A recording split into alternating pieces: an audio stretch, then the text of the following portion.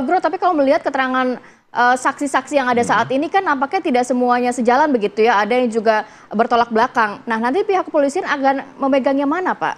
Cukup banyak saksi, bahkan saksi yang sekarang ini muncul belum pernah diminta keterangan di tahun 2016. Iya, jadi kita lihat saksi, dia saksi di mana? Saksi sebelum peristiwa terjadi, itu nanti bisa menjadi petunjuk. Jadi sebelum terjadi ini korban ada di mana berdua. Jadi ini harusnya dibuka. Seperti termasuk dari hasil rekaman SMS atau WhatsApp ya.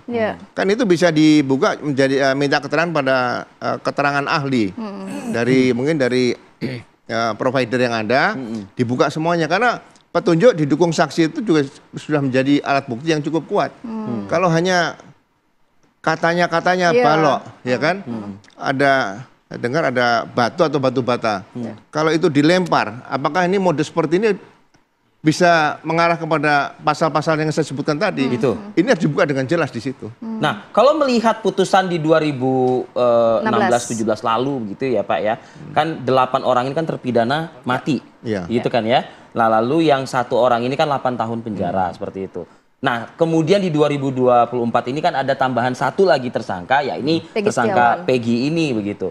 Pertanyaannya, kalau tadi konstruksi hukumnya harus jelas, siapa melakukan apa, apakah ini masuknya di 170-nya, atau di yang berujung kepada pembunuhan di ayat 2-nya, atau pemerkosaannya dan lain sebagainya. Janggal nggak Pak Ugro ngelihat ini putusan dari hakim di tahun 2016-2017 ini? Ya, saya tidak melihat janggal karena proses hukumnya. Siapa tahu nanti masih ada peninjauan kembali khusus misalnya, atau peninjauan kembali luar biasa. Tergantung bila ditemukan alat bukti baru. Kalau ada alat bukti baru nanti bisa ditemukan di sini sehingga mungkin yang terpidana dihukum tetap atau lebih berat misalnya gitu. Kalau hukuman mati nggak ada lagi nih. Nah, yang berikutnya nanti juga menyesuaikan. Tapi kalau misalnya tidak ada bukti ke arah sana ya mungkin mereka diuntungkan dibebaskan misalnya gitu. Jadi hakim yang akan menyidangkan ini benar-benar yang bisa melihat dengan jeli semuanya ke situ. Ya, Pak Ugro, selain itu juga mengenai 3 DPO nih ya, 1 kan sudah diamankan pihak kepolisian. Kalau kita membaca amar putusan ini, ternyata aktor intelektualnya di tahun 2016 ini justru bernama Andi. Tapi Andi ini menjadi DPO yang raib saat ini. Nah, kalau seperti ini bagaimana? Ya, kalau disebut DPO dari awal, sebetulnya kan dari 2016 Agustus sampai putusan amar putusan hakim seperti itu, Pak. Ya, jadi DPO itu. Ya, kita melihat bahwa kadang-kadang hakim juga manusia, jaksa juga manusia, polisi juga manusia. Artinya? Di situ. Mungkin suatu saat ada kealpaan, mungkin ini pembunuhan korban mati dua-duanya, kemudian pelakunya dianggap yang tertangkap saat itu ya udah nggak usah dibaca lama-lama langsung. Kan kasus seperti ini juga banyak terjadi, kasus yang saya waktu Kapolda Sulawesi Tengah kasus TIB itu setelah kita pelajari, saya tanya dia membunuh siapa, di mana, saksi yang disidang saya panggil nggak tahu, nggak pernah lihat, misalnya seperti itu. Artinya setelah itu kemudian bisa saja dianulir atau seperti ya seharusnya hak-hak itu kan sampai ke gerasi. Kalau dulu Undang-Undang Gerasi nomor 22 tahun 2002 itu ada gerasi kedua.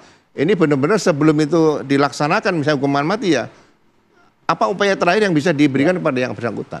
Ya, oke. Saya ke Mas Tony. Mas Tony, kita kemarin juga mengetahui ya, ada beberapa saksi yang diperiksa oleh pihak kepolisian, oleh penyidik dalam hal ini. Mungkin kalau kita tanyakan ke Mas Tony, mungkin ini bisa dikatakan untuk meringankan klien Anda, begitu ya. Karena kan ada sejumlah bukti ya Mas Tony ya. Bisa nggak dijelaskan kepada kami? Salah satunya adalah transferan gitu ya, kalau nggak salah. Transferan Peggy begitu. Bisa dijelaskan secara komprehensif mungkin? Mas Tony. Ya, yang pertama saksi tiga orang saksi teman kerja Peggy Setiawan yang sudah diperiksa kemarin di Polda Jawa Barat. Pada pokoknya ketiga orang itu sudah menyampaikan secara resmi dituangkan dalam berita acara pemeriksaan bahwa pada saat kejadian Ina Eki itu tanggal 27 Agustus 2016 mereka sudah menuangkan bahwa Peggy Setiawan berada di Bandung. Itu pertama. Kemudian mengenai slip pembayaran, itu catatan pembayaran gaji, ya, catatan pembayaran gaji yang dimiliki oleh mandor atau pemborong. Dalam hal ini bapaknya Peggy Setiawan sendiri, yaitu Pak Rudi, itu memang ada di situ ya Pak. Jadi tahun 2016 itu ada catatan itu tiap minggu mereka itu ada bayaran karena kuli bangunan itu bayarannya tiap minggu, Pak. Setiap hari Sabtu. Nah, itu ada. Nah, mepet ke tanggal kejadian yaitu tanggal 26 Agustus ya. Kemudian tanggal 2 September itu bayaran untuk Peggy Setiawan itu ada. Artinya kejadian itu kan tanggal 27 Agustus. Tanggal 26 Agustus Peggy Setiawan masih menerima gajian. Kemudian tanggal 2 September Peggy Setiawan juga masih menerima gajian. Itu, Pak. Nah, jadi antara seminggu 26 Agustus sampai 2 September itu Peggy Setiawan berada di dalamnya. Itu. Baik.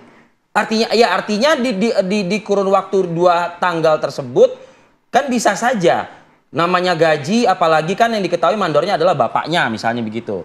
Nah, kami ingin memverifikasi dan mengcross-check aja apakah Peggy Setiawan yang kita maksud saat ini yang ditahan oleh penyidik Polda Jawa Barat adalah orang yang menerima secara langsung atau jangan-jangan mungkin diterima oleh ayahnya saja begitu.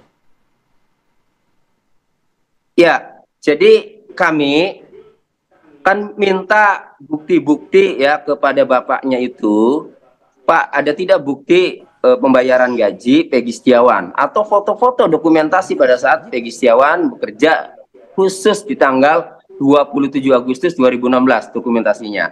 Nah, Pak Rudi memberikan pembayaran gaji itu, rincian gaji itu. Artinya ya, kalau Pak Rudi selaku mandornya ya, yang memberikan catatan itu berarti memang yang dimiliki catatan pembayaran gaji itu memang di dalamnya terdapat hak atau gaji Peggy Setiawan karena kami mintanya juga itu gaji Peggy Setiawan, Pak. Oke. Ya, artinya pada tanggal segitu langsung diterimakah? Maksud pertanyaan saya seperti itu. Langsung diterimakah oleh Peggy atau jangan Peggy tidak di tempat? Oh, diterima, Pak. Menurut keterangan Pak Rudi diterima dan dikuatkan juga ya dengan saksi-saksi yang sudah diperiksa di Polda Jawa Barat yang teman kerjanya saat itu yaitu Bondol, Ibnu, kemudian Suparman dan adiknya Robi Setiawan bahwa memang bekerja saat itu. Oke. Mas Tony, mungkin kalau boleh diperjelas juga, berarti saat memang menerima gaji, Peggy kondisinya masih di Bandung, Jawa Barat. Masih bekerja juga di Bandung. Proyek yang sama? Masih bekerja juga di proyek yang sama? Iya, masih di Bandung, nih. Iya, nih saya tambahkan sedikit. Juga slip gaji mungkin? Ya, silakan. Biar jelas. Iya, jadi tanggal 27 Agustus malam jam 8, Bondol itu kan tidak betah pulang. Diantar oleh adiknya diantar oleh Peggy Setiawan tersangka itu, kemudian Robi Setiawan adiknya dan Ibnu diantar dari Bedeng ke Jalan Raya sampai Bondol mendapatkan angkot. Nah, sementara Suparman itu ada di dalam Bedeng karena ia tidur pada saat Bondol pulang ke Cirebon sehingga Suparman tidak mengantar Bondol pulang. Jadi yang mengantar 3 orang sampai ke Jalan Raya. Bondol dapat angkot, yang 3 ini balik ke Bedeng. Kemudian tidur bersama di situ sampai jam 12 malam. Suparman bangun tengah malam melihat Peggy Setiawan berada di samping pintu tidurnya di Bedeng itu. Kemudian sepagi berempat itu ya Ibnu, Suparman, Peggy Setiawan dan Robi Setiawan bekerja sama-sama 28 paginya itu karena sejak siangnya juga ada di situ. Baik Mas Tony, berarti memang ada slip gaji dan juga ada saksi-saksi yang juga menguatkan dari pihak Peggy. Nanti dari Pak Ugro seperti apa? Tahan dulu ya Pak ya, kita akan kembali saat lagi, tetap bersama kami di Apa Kabar Indonesia Pagi.